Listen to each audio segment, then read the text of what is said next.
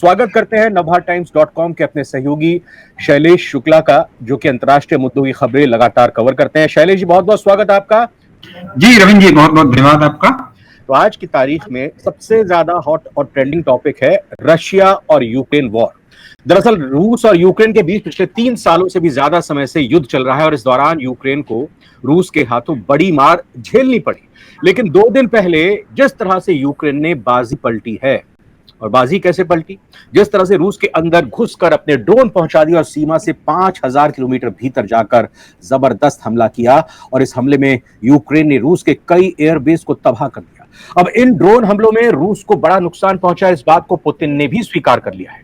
इस ड्रोन हमले ने यह साबित किया कि अब वॉरफेयर के तरीके, तकनीक और उसके नेचर में बदलाव आ गया है। अब आज की चर्चा जिन सवालों के इर्द गिर्द रहेगी वो पहले आपको बता देते हैं। सवाल यह कि यूक्रेन के ड्रोन अटैक का बदला पुतिन लेंगे क्या? ये तो तय है, लेकिन कब लेंगे, कैसे लेंगे? परमाणु हमले की क्या तैयारी कर रहे हैं पुतिन? सवाल यह भी कि क्या दुनिया थर्ड वर्ल्ड वॉर की तरफ जा रही है? सवाल यह कि यूक्रेन ने रूस के घर में घुसकर हमला कैसे कर दिया? और सवाल भारत के संदर्भ में यह कि पाकिस्तान भी भारत पर क्या इस तरह का ड्रोन अटैक कर सकता है और भारत किस तरह से उसके लिए तैयार है? वर्ल्ड वॉर 3 की तरफ क्या हम जा रहे हैं? तो शैलेश जी, सीधा और पहला सवाल यही कि पुतिन का रूस का ऑपरेशन सिंदूर यूक्रेन के खिलाफ होगा, ये हम सब जानते हैं, कब होगा और कैसे होगा? देखिए, अभी ये जो ऑपरेशन इनका रूस का होना है, ये सब कुछ डिपेंड करेगा ट्रंप पे। अगर डोनाल्ड ट्रंप रूस को कोई बड़ा ऑफर दे देते हैं तो ये रूस का जो हमला है वो नहीं होगा। लेकिन रूस में जो मांग उठ रही है वो ये उठ रही है कि हमें इसका परमाणु हमले से जवाब देना चाहिए। अच्छा। जो रूस के विशेषज्ञ हैं, कई उनका ये कहना है कि यूक्रेन ने अपनी रेड लाइन को क्रॉस कर दिया है और हमारे परमाणु जो उनके स्ट्रेटेजिक न्यूक्लियर एसेट्स हैं उनको उड़ाने की कोशिश की है और काफी हद तक सफल भी रहे हैं।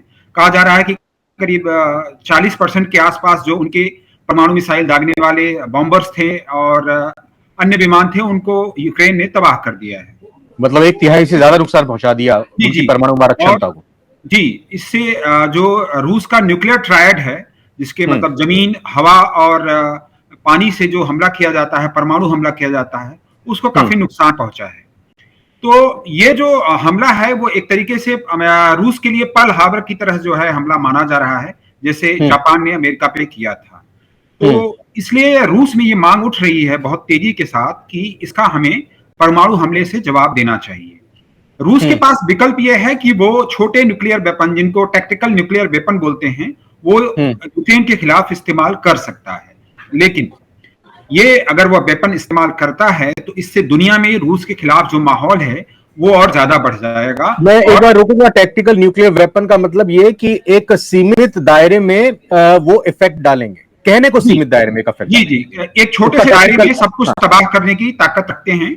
और इसी तरीके के परमाणु बम की बात पाकिस्तान भी भारत के खिलाफ करता है। तो छोटे एरिया को तबाह करने के लिए ही टेक्निकल न्यूक्लियर वेपन को डिजाइन किया गया है और दुनिया के कई देशों के पास जो है ये वेपन है। रूस अभी दुनिया का सबसे ज्यादा परमाणु बम रखने वाला देश है और इसके पास इतनी ताकत है कि पूरी धरती को कई बार तबाह किया जा सकता है। तो इसीलिए बार बार रूस के जो पूर्व राष्ट्रपति थे दिमित्री मेदवेदेव, वो न्यूक्लियर हमले की धमकी देते रहे हैं, तीसरे विश्व युद्ध की धमकी देते रहे हैं और इसी खतरे की तरफ दुनिया जो है वो सहमी हुई है इस चीज को लेकर के कि क्या रूस जवाब देगा और जवाब देगा तो किस तरीके से देगा। रूस के पास परमाणु हमले के अलावा एक और विकल्प है। उसके पास मिसाइलों का एक ऐसा बेड़ा है, वो जखीरा है, जिससे पूरे यूक्रेन में कहीं भी किसी भी शहर में तबाही मचाई जा सकती है। रूस अभी इस्कंदर मिसाइलों का इस्तेमाल करता है, लेकिन उसके पास सरमत मिसाइल है और कई और ऐसी मिसाइलें हैं जिनको यूक्रेन के जो एयर डिफेंस सिस्टम है, जो कि अमेरिका ने पैट्रियट सिस्टम दिया हुआ है, जर्मनी ने दिया हुआ है, ये उसको रोकने में सक्षम नहीं है। तो रूस अगर चाह ले तो बिना परमाणु बम के भी यूक्रेन में कुछ भी मिटाने की ताकत रखता है, लेकिन इसमें काफी जानो माल का नुकसान हो सकता है। और अब ये देखना है कि पुतिन किस फैसले की तरफ बढ़ते हैं। या तो ये बात तो बिल्कुल साफ है कि पुतिन बदला लेंगे और अब से जो 3 साल से ज्यादा वक्त से ये युद्ध चल रहा है, सबसे बड़ा और भीषण ये हमला यूक्रेन के खिलाफ रूस की तरफ से हो सकता है। आपने एक बात शुरुआत में कही कि ट्रंप नहीं चाहेंगे कि ऐसा हो। ट्रंप कुछ डील या कुछ एक ऑफर दे सकते हैं, लेकिन ऐसा कौन सा वो ऑफर हो सकता है? और क्या अपनी पिटाई को रूस भूल जाएगा? क्या जो अभी इस्तांबुल में समझौता हुआ जिसमें रूस ने कुछ शर्तें रखी कि भाई 4 इलाकों से यूक्रेन अपनी सेना को वापस भेज दे, क्या रूस इतनी आसानी से इस हमले को पचा जाएगा? देखिए, अभी रूस और उसकी मीडिया जो है इस हमले को बहुत कम करके दिखा रहे हैं, और अच्छा। रूस का दावा है कि उसने 300 से ज्यादा यूक्रेनी ड्रोन को मार गिराया है। और उसने ये भी कहा है कि पिछले कुछ घंटों में उसने कई हजार सैनिकों को यूक्रेन के मार दिया है, लेकिन ये उसका दावा है। तो रूस की कोशिश यह है कि अभी जो बातचीत चल रही है, इस बातचीत को पूरी तरह से खत्म न किया जाए, और अब ये जो पूरा मामला है वो गेंद पाले में है डोनाल्ड ट्रंप की। रूस ने साफ कहा है कि अगर यूक्रेन को नाटो की मेंबरशिप दी गई या नाटो की सेना यूक्रेन के बॉर्डर पे आती है, तो ये उसके लिए रेड लाइन होगा।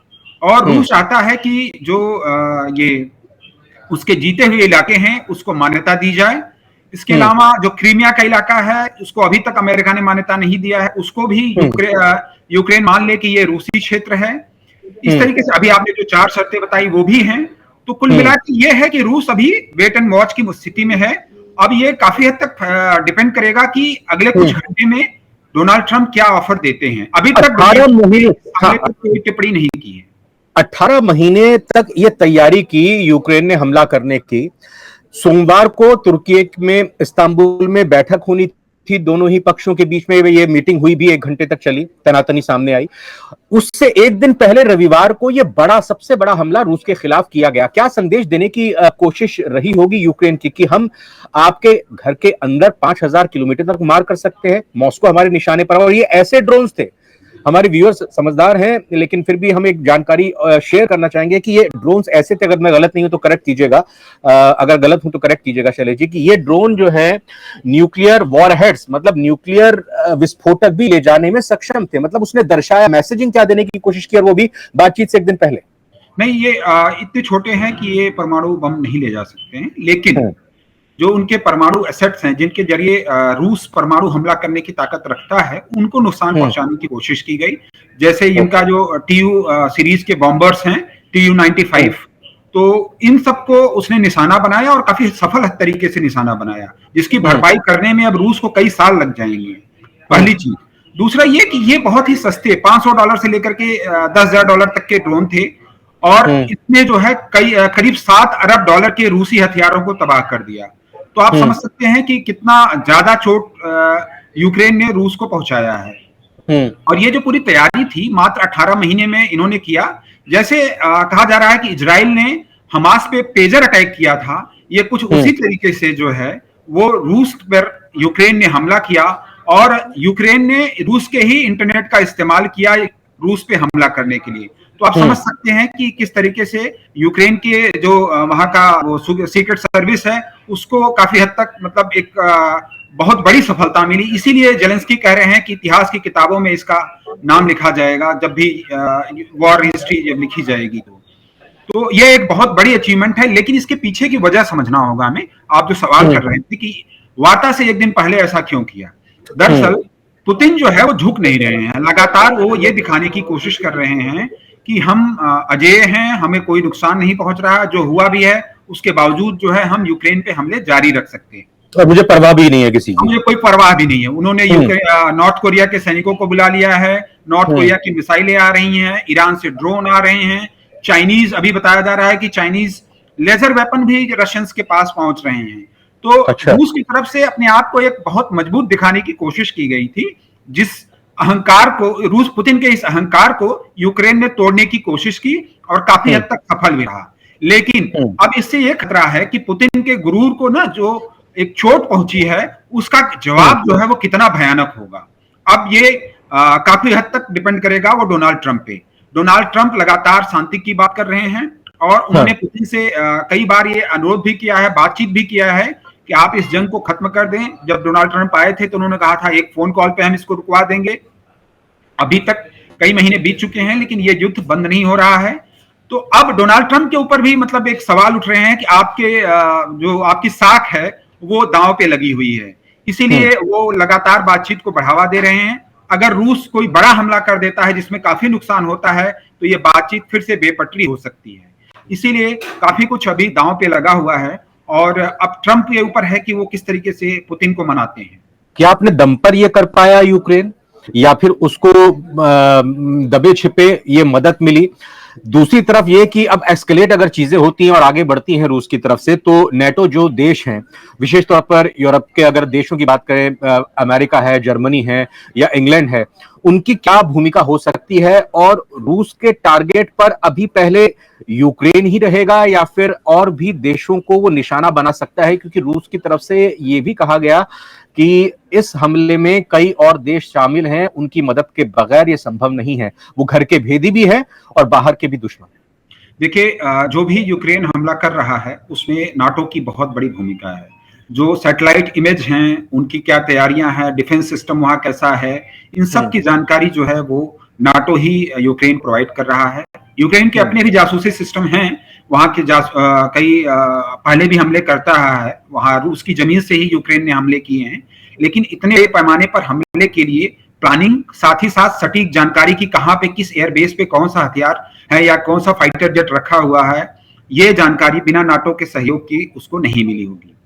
दूसरी बात, कई यूरोप के जो देश हैं जैसे पोलैंड है और लाटविया है, लिथुआनिया है, ये जो देश हैं वो लगातार अपने सैन्य ताकत को बढ़ा रहे हैं और उनको यह डर लग रहा है कि आज यूक्रेन का नंबर है, कल उनका नंबर आ सकता है। यही नहीं, जो डेनमार्क है, स्वीडन है, ये जो स्कैंडिनेवियन कंट्रीज थे, इन्होंने भी अपने सैन्य ताकत को बढ़ाने की कोशिश तेज कर दी है। अभी कल ब्रिटेन ने ऐलान किया है कि वो नई परमाणु पनडुब्बी बनाने जा रहा है, साथ ही 15 अरब पाउंड जो है वो परमाणु बम बनाने पे करेगा, उनको मॉडर्नाइज करने पर करेगा। तो पूरा यूरोप जो है, उधर जर्मनी ने ऐलान किया है कि वो अपनी सैन्य ताकत को बढ़ाएगा, इजराइल से एरो डिफेंस सिस्टम खरीद रहा है, कई नए हथियार जो है वो साउथ कोरिया, पोलैंड को दे रहा है। तो पूरा यूरोप इस समय जो है मिलिटराइजेशन के दौर से गुजर रहा है और आने वाला जो दौर है मतलब पूरे यूरोप के लिए वो बहुत खतरनाक दिखाई दे रहा है। ये सारी तैयारी रूस से बचने के लिए है या फिर रूस के खिलाफ यूक्रेन की मदद करने के लिए? ये रूस से बचने के लिए है और यूक्रेन की तो मदद ये लोग कर ही रहे हैं ऑलरेडी। इन लोगों को भी डर लग रहा है कि यूक्रेन तो मान लो आज लड़ रहा है लेकिन ये हार चुका है, अब इसके बाद हमारा नंबर न आ जाए, इसलिए रूस से बचने के लिए सारी तैयारियां हो रही हैं। उधर अमेरिका ने ऐलान कर दिया है कि हम जो है वो नाटो देशों की मदद के लिए नहीं आएंगे, नाटो देशों की अपनी सुरक्षा खुद से करनी पड़ेगी। इसीलिए फ्रांस ने कहा है कि वो न्यूक्लियर अम्ब्रेला देने के लिए तैयार है, राफेल फाइटर जेट और न्यूक्लियर बम की उसने कई जगह पर तैनाती का ऐलान भी किया है। तो पूरा यूरोप जो है वो डर रहा है पुतिन के और उसके दोस्त बेलारूस से। तो पुतिन, बेलारूस की ये जो जोड़ी है उससे पोलैंड से लेकर के ब्रिटेन तक जो है वो दहशत है और इसी दहशत का जो है पुतिन फायदा उठाना चाहते थे, लेकिन फिलहाल यूक्रेन ने जो है उनको बहुत बड़ी चोट पहुंचाई है। तो मौजूदा जियोपॉलिटिक्स जो चल रही है उस हिसाब से क्या वर्ल्ड वॉर 3 की तरफ हम बढ़ रहे हैं? आपने बताया कि रूस की मदद के लिए ईरान, रूस की मदद के लिए दूसरी तरफ चाइना, वो भी अपनी टेक्नोलॉजी को शेयर कर रही है, तुर्की अपनी टेक्नोलॉजी को शेयर कर रही है, दूसरी तरफ इन देशों का बाकी और वेस्टर्न कंट्रीज के साथ क्या कॉन्फ्लिक्ट है या अमेरिका के साथ किस तरह के कटु संबंध हैं, वो भी जग जाहिर है। तो क्या वर्ल्ड वॉर 3 की तरफ बढ़ रहे हैं? रूस और यूक्रेन के युद्ध का ये दायरा बढ़ सकता है? देखिए, फिलहाल जो स्थिति है अब ये डिपेंड करेगी पुतिन अगला कदम क्या उठाते हैं। अगर पुतिन ने कोई बड़ा हमला किया जिसमें काफी नुकसान हुआ तो फिर दुनिया में एक बार फिर से अस्थिरता फैलेगी और इस बीच अगर यूक्रेन ने जो ऐलान किया हुआ है कि वो रूस में लंबी दूरी तक हमला करेगा, आज ही जो एक बयान आया है रूस की तरफ से कि अगर पुतिन, ट्रंप जो है वो फॉरेन पॉलिसी मैगजीन ने सोर्सेस के हवाले से बताया है कि रूस चाहता है कि अमेरिका ये गारंटी दे कि यूक्रेन उसके जो दूर के इलाके हैं, जैसे अभी 4000 किलोमीटर दूर अंदर तक, 5000 किलोमीटर दूर तक अंदर तक हमला किया, इस तरीके के हमले अगर यूक्रेन रोकता है तो वो जवाब नहीं देगा। अगर यूक्रेन इतनी लंबी दूरी तक हमले करता है और इस तरीके से भयानक तबाही मचाता है तो परिणाम कुछ भी हो सकता है। रूस अगर टैक्टिकल न्यूक्लियर वेपन्स का इस्तेमाल करता है तो ये एक तरीके से तीसरे विश्व युद्ध की तरफ जाता हुआ मामला दिखेगा। हाँ, अभी मिसाइल भी एक जो अटैक करता है, जैसे ओरिसैनिक मिसाइल है रूस के पास, जिसके बारे में कहा जाता है कि बहुत ही ज्यादा तबाही मचा सकती है। रूस के पास और भी कैसे हथियार हैं जो बड़े पैमाने पे लोगों को यूक्रेन में मार सकते हैं। तो ये अब काफी कुछ डिपेंड करेगा पुतिन के जवाब पे। जिस तरीके का पुतिन का जवाब होगा उससे दुनिया में रुख तय होगा कि किस तरफ आगे ये वॉर जा रहा है। हाँ, इसमें फायदा ये हो रहा है, जो चीन है उसको फायदा ये हो रहा है कि पूरा जो वेस्टर्न कंट्रीज का जो ध्यान है वो यूक्रेन की तरफ बना हुआ है, और इधर उसने ताइवान पे, जापान पे, फिलीपींस पे अपना दबाव बढ़ा दिया है। ताइवान के खिलाफ लगातार चीन के जो युद्धपोत हैं वो घेराबंदी किए हुए हैं। फाइटर जेट्स जो हैं चाइना के, वो ताइवान की सीमा के आसपास लगातार चक्कर लगा रहे हैं। एक तरीके से डराने की कोशिश हो रही है कि तुम मान जाओ शांति से, नहीं तो हम हमला करेंगे। और ये जो ड्रोन अटैक हुआ है ये ताइवान के लिए भी बहुत बड़ी चेतावनी है, क्योंकि ये ज्यादातर जो ड्रोन थे वो बताया जा रहा है कि चाइनीज टेक्नोलॉजी से बने हुए हैं, और कभी भी चीन इस तरीके के हमले कर सकता है। चीन के पास इतनी ताकत है कि हर दिन वो हजारों ड्रोन बना सकता है। चीन के पास ऐसे युद्धपोत हैं और नॉर्मल वो जहाज हैं जिनके अंदर वो भर करके हजारों की तादाद में ड्रोन ताइवान की सीमा के पास खड़ा कर सकता है। मालवाहक जहाज हैं जिनके बारे में कोई अनुमान नहीं लगा सकता है कि इनके अंदर ड्रोन भरे होंगे, और वो एक झटके में इतने सारे ड्रोन को भेज करके ताइवान के जितने भी एयर डिफेंस सिस्टम है सबको तबाह कर सकता है। पाकिस्तान को बिल्कुल किस तरह से सबक हमने सिखाया ऑपरेशन सिंदूर के बाद, जब ड्रोन अटैक हमारे देश में किया गया।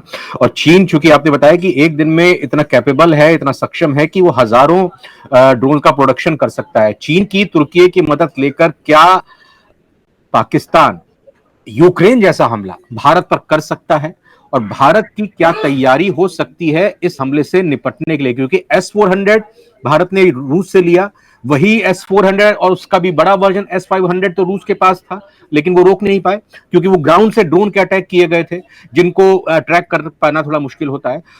पाकिस्तान क्या सक्षम है इस तरह के यूक्रेन जैसे हमले करने के लिए भारत के ऊपर, और भारत की क्या तैयारी हो सकती है? ये भारत के मिलिट्री क्लासेस में इस वक्त कैसी चर्चा और तैयारी हो रही होगी? देखिए, जो इस तरीके के ड्रोन हमले हैं इसमें S-400 की कोई भूमिका नहीं होगी। S-400 की मिसाइलें बहुत ही महंगी आती हैं। ये $500 के ड्रोन को गिराने के लिए भारत जो है वो S-400 का इस्तेमाल नहीं करेगा। दूसरी चीज, भारत की जो तैयारी है, भारत के पास L-70 जो गन है उसका इस्तेमाल जो है ऐसे ड्रोन को मार गिराने के लिए किया गया और आगे भी किया जाएगा। भारत की अब तैयारी हो रही है वो है सॉफ्ट किल की, हार्ड किल की हो रही है। मतलब ये ड्रोन आए भारतीय सीमा में और उनको मार गिराया जाए। पहले क्या था कि कोशिश की जाती थी कि इनको डैम किया जाए ताकि वो अपने आप ही गिर जाए, लेकिन जो अब नई टेक्नोलॉजी आ रही है, जैसे ये FPV ड्रोन जो हैं, ये खुद ही अपना लक्ष्य AI की मदद से ढूंढ करके उसको नष्ट कर सकते हैं। तो ऐसे में अब भारत को एक ऐसे लेजर आधारित सिस्टम की तैयारी करनी पड़ेगी, और उसकी तैयारी हो भी रही है, जो ड्रोन्स को भारत की सीमा में घुसते ही मार गिराए। पहला। दूसरा ये है कि अभी इजराइल ने एक आयरन बीम सिस्टम को बनाया है। भारत जो है अभी इजराइल के बराक सिस्टम का इस्तेमाल करता है। ये भी एक एयर डिफेंस सिस्टम है मीडियम रेंज का। तो भारत इजराइल से वो आयरन बीम सिस्टम को ले सकता है, जो काफी हद तक सफल है। बताया जा रहा है कि 2026 तक ये ऑपरेशनल हो जाएगा इजराइल का सिस्टम। इसके बारे में कहा जाता है कि 1 से 2 मिनट में जो ये सिस्टम है वो किसी भी ड्रोन को लेजर की किरणों से मार गिराता है। तो हमें जो सस्ते ड्रोन हैं उनको मार गिराने के लिए सस्ती टेक्नोलॉजी का इस्तेमाल करना होगा। इसमें भी बहुत ज्यादा भारत के $10 या $20 का खर्चा आएगा। अब ये जो ड्रोन है वो 500, 1000, 10,000, 20,000 की तादाद में आ सकते हैं। तो इसके लिए हमें उसी तरीके की टेक्निक को भी लाना पड़ेगा, और भारत इसके लिए काम कर रहा है। सबसे बड़ा जो खतरा है वो नौसेना के लिए है। अभी हुती विद्रोहियों ने ये दिखाया है कि अमेरिकी एयरक्राफ्ट कैरियर पर लगातार उन्होंने हमले किए हैं। अमेरिका को अपने F-50 विमानों को गंवाना पड़ा है। एक बार तो उनका एयरक्राफ्ट कैरियर उनके ड्रोन्स की चपेट में आने से बच गया था। तो वो जो नेवी के लिए खतरा बढ़ रहा है कि एक छोटा सा ड्रोन जाएगा और किसी युद्धपोत पे गिर गया तो वहां पे काफी नुकसान पहुंचा सकता है, और ये काफी लंबी दूरी तक हमला कर सकते हैं।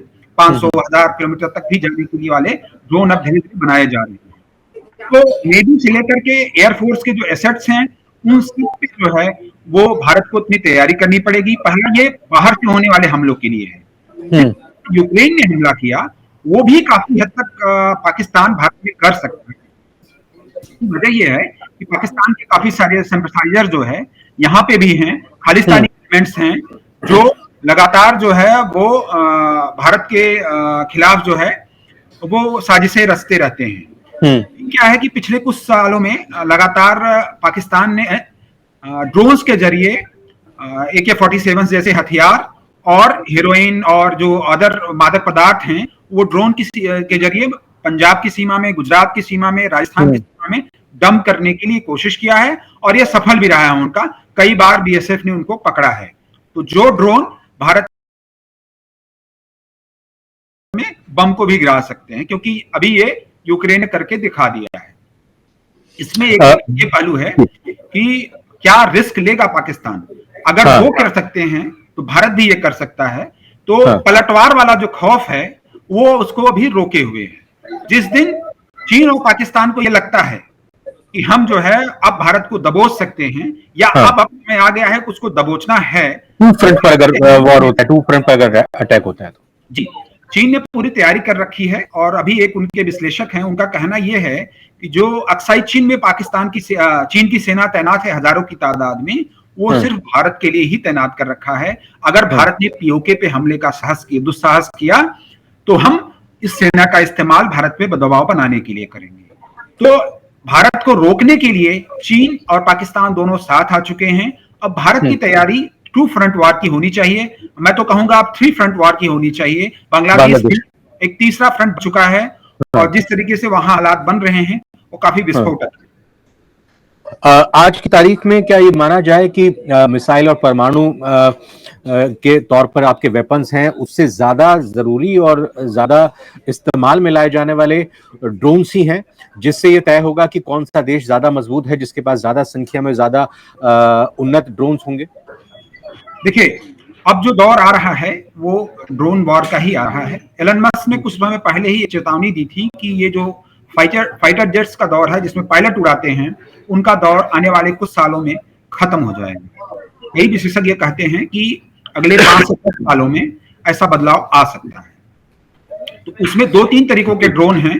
तो जो आर्म ड्रोन है, जैसे तुर्की का बायरक्तार TB2 TB3 है, भारत के भी पास ऐसे ड्रोन्स हैं। अमेरिका से अभी प्रेडिएटर ड्रोन भारत ने लिया है। अमेरिका के प्रेडिएटर ड्रोन ऐसे इजराइल के पास हैं, भारत उसको दृष्टि के नाम से इस्तेमाल करता है। और उनको हेरोन ड्रोन है, भारत ने ले रखा है। तो दुनिया ऐसे ही लुंग विंग करके एक चाइना का ड्रोन है जो मिसाइलों से हमला कर सकता है। ऐसे ड्रोन्स का इस्तेमाल किसी टारगेट को नष्ट करने के लिए, मारने के लिए किया जाता है। अभी जैसे आपने याद होगा एक ईरान के बड़े नेता थे सुलेमानी, उनको अमेरिका ने मार गिराया था। तो ऐसे ही ड्रोन का इस्तेमाल किया गया था। हेलीकॉप्टर ड्रोन है जिनका इस्तेमाल जो है वो फाइटर जेट्स की जगह किया जाएगा। इसी तरीके के छोटे ड्रोन जो आ रहे हैं वो एक बड़ा जो कहते हैं कि ड्रोन स्वॉर्म, एक बड़ा ड्रोन्स का झुंड आएगा और आपके पूरे एयर डिफेंस सिस्टम को थका डालेगा। छोटे छोटे ड्रोन होंगे तो आप कहां कहां पे हमला करेंगे, लेकिन इनमें इतना बारूद होगा वो किसी भी आपके एसेट को नुकसान पहुंचा सकता है, जैसा कि अभी आपने यूक्रेन में देखा, जैसा कि भारत ने अभी कुछ समय पहले ऑपरेशन सिंदूर के दौरान पाकिस्तान के चीनी एयर डिफेंस सिस्टम को नष्ट करने के लिए किया था। तो अब जो ड्रोन्स का खौफ है ये दोनों तरफ के 2 तरीके का ये रहेगा। एक छोटे ड्रोन जिनको, और उसमें ड्रोन स्वॉर्म भी रहेगा, दूसरे बड़े ड्रोन रहेंगे। अभी कुछ समय पहले तुर्की ने एक ड्रोन बनाया है जो एयरक्राफ्ट कैरियर पे उतर सकता है और वहां से टेक ऑफ भी कर सकता है।